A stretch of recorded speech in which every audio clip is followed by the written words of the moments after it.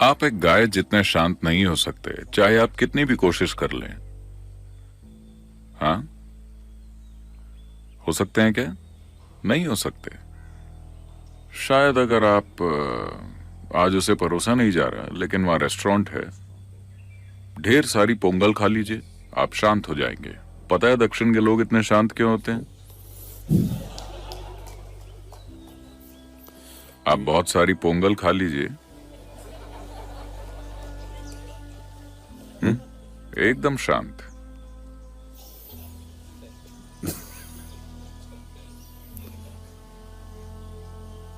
ये असर होता है।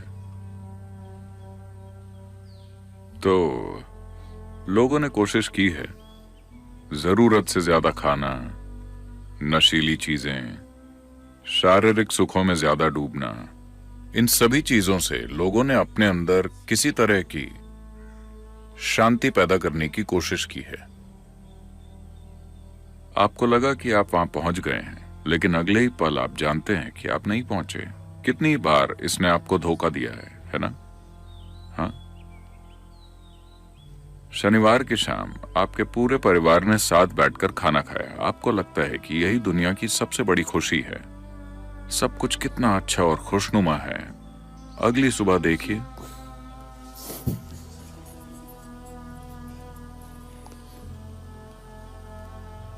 इसलिए नहीं कि आपके परिवार के साथ कुछ गड़बड़ है, बस इतना है कि आप एक सीमित चीज से एक असीमित आयाम बनाने की कोशिश कर रहे हैं। यह नहीं काम करने वाला,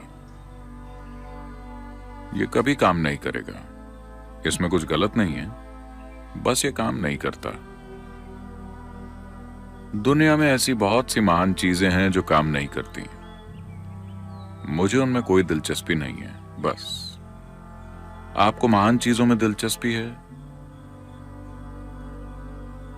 क्या आपको महान चीजों में दिलचस्पी है? मुझे नहीं है। मुझे सिर्फ उन चीजों में दिलचस्पी है जो काम करती हैं।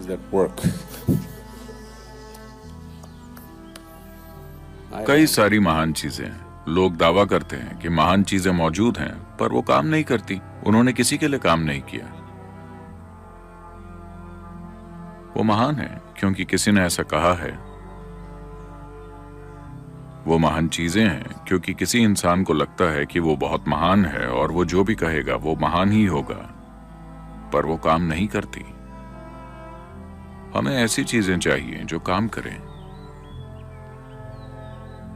अगर आप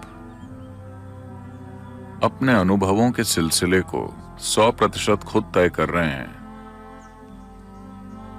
आप करने लगे हैं, इन टांगों में कितना दर्द हो रहा है, पर फिर भी ये काम करने लगा है। अगर आप अभी अपने अनुभव की प्रकृति खुद तय कर रहे हैं, 100% मान लीजिए कि ऐसा ही है।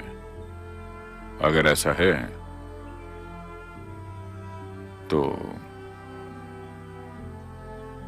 क्या किसी को आपको बताना पड़ेगा कि प्लीज अच्छा अनुभव बनाइए?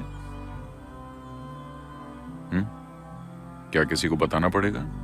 नहीं। तो कोई आपसे कहे प्यार में रहो, आनंद में रहो, ये बकवास है। है ना? क्योंकि किसी और को बताने की जरूरत नहीं है कि खुश रहो। दिक्कत यह है कि आप अपने अनुभव की प्रकृति तय नहीं कर पा रहे हैं, है ना? हाँ, दिक्कत यह है कि आप अपने अनुभव की प्रकृति तय नहीं कर पा रहे हैं किसी भी कारण से। अगर आप अपने अनुभव की प्रकृति तय कर पाते तो किसी को बताना नहीं पड़ता कि आनंद में रहो, प्यार में रहो, खुश रहो वगैरह। ये सब जिंदगी की आधी अधूरी समझ से आ रहा है।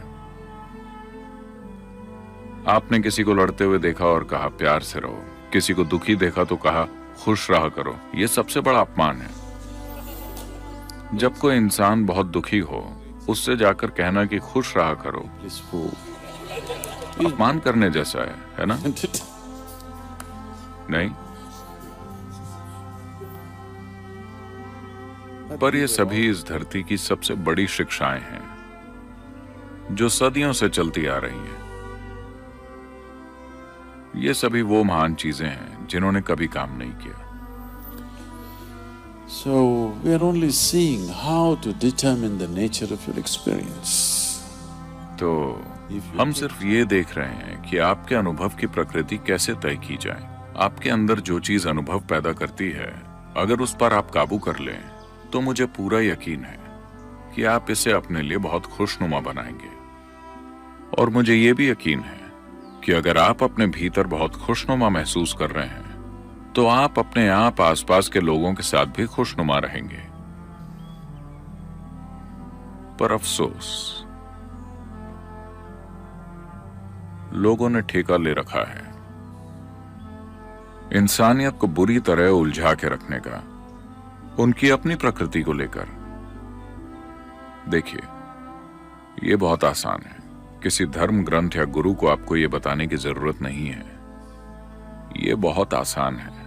आपका अनुभव चाहे जो भी है, वो हो आपके भीतर ही रहा है। आपको ये बताने के लिए किसी महान योग या धर्म ग्रंथ या गुरु या स्वर्ग से गिरे किसी पत्थर की जरूरत नहीं है। अगर आपके अनुभव की प्रकृति वो चाहे जो भी हो, चाहे वो डर हो, गुस्सा, प्यार, नफरत, परमानंद या दुख हो, सब कुछ आपके भीतर हो रहा है। इंसानों के लिए बहुत स्वाभाविक होगा इस पर गौर करना और ये देखना कि इसे सबसे मधुर अनुभव में कैसे बदला जाए, है ना? अगर आपने उनसे ये नहीं कहा होता कि भगवान तुमसे प्यार करते हैं वहां ऊपर से, अगर आपने प्यार को स्वर्ग एक्सपोर्ट न किया होता, तो काफी सारे इंसान बहुत प्यार करने वाले इंसान होते।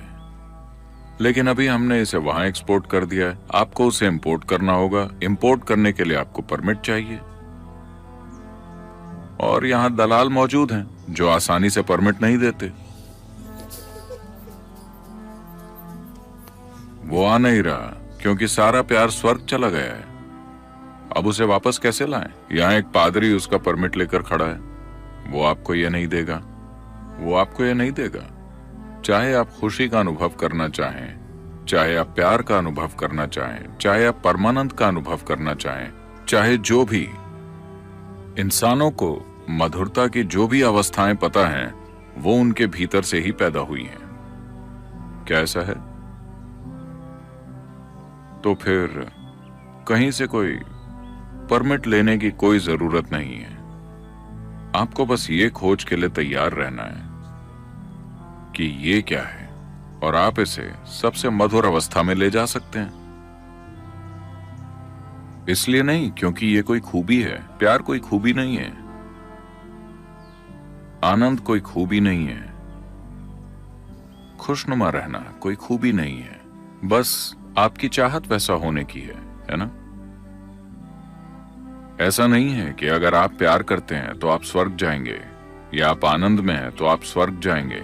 बस इतना है कि अगर आप प्यार और आनंद में हैं तो आपको स्वर्ग की जरूरत नहीं है। जिन लोगों ने खुद को नरक बना लिया है वो स्वर्ग जाना चाहते हैं। जिन लोगों ने खुद को स्वर्ग बना लिया है वो कहां जाना चाहेंगे? वो कहीं भी जाएं, उन्हें कोई फर्क नहीं पड़ता। तो ये बहुत जरूरी है।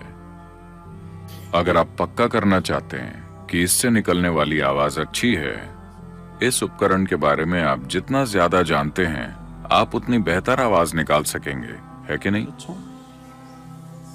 कभी कभार गलती हो सकती है, वो अलग बात है, लेकिन आप इसके बारे में जितना ज्यादा जानते हैं उतना बेहतर होगा। अगर आप एक साउंड इंजीनियर हैं तो आप अच्छी आवाज निकालेंगे। तो अगर आप एक इनर इंजीनियर हैं तो आप इसे वैसा बनाएंगे जैसा आप चाहते हैं। बस इसी की जरूरत है। इसके लिए और कुछ नहीं चाहिए।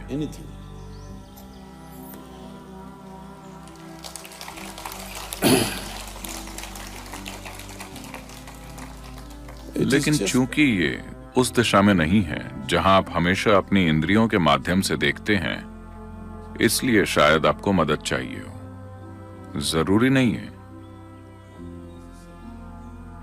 पर आमतौर पर हाँ, आपको इसके लिए थोड़ी मदद की जरूरत पड़ती है। लेकिन बस इतना ही। Grace is just that help, that it creates a conducive atmosphere. कृपा वही मदद है जो अंदर जाने के लिए एक अनुकूल वातावरण बना देती है। अगर किसी मशीन को ठीक से चलना है, हर किसी को ये बात अच्छे से पता है कि आपको लुब्रिकेंट चाहिए, थोड़ी चिकनाई।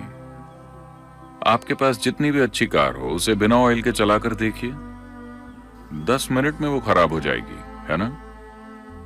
लुब्रिकेंट ही उस कार को चलाए रखता है।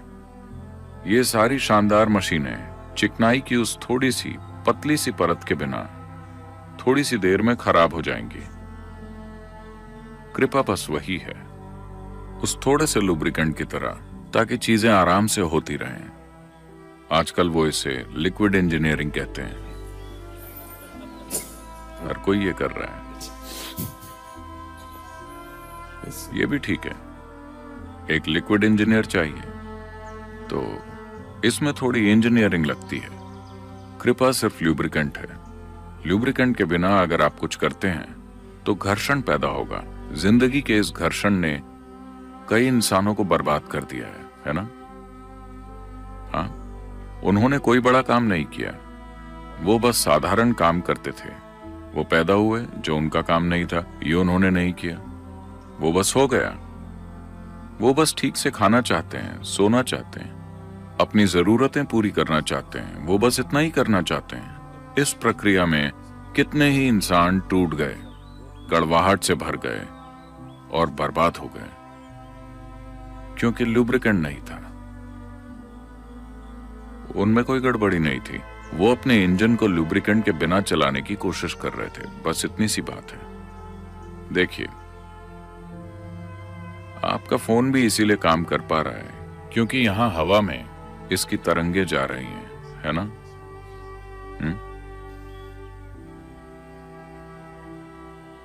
हम इसको डिस्टर्ब कर सकते हैं। आपने विज्ञापन देखे होंगे, हेलो हेलो हेलो हेलो, आपने देखे? फोन काम करना बंद कर देते हैं क्योंकि थोड़ा डिस्टर्बेंस है। यही हो रहा है इसके साथ भी। आपने जो कुछ भी देखा है उसके तुलना में ये कहीं ज्यादा जटिल यंत्र है। इसको आपके ध्यान की जरूरत है। अगर आप ध्यान देते हैं तो फल जरूर मिलेगा।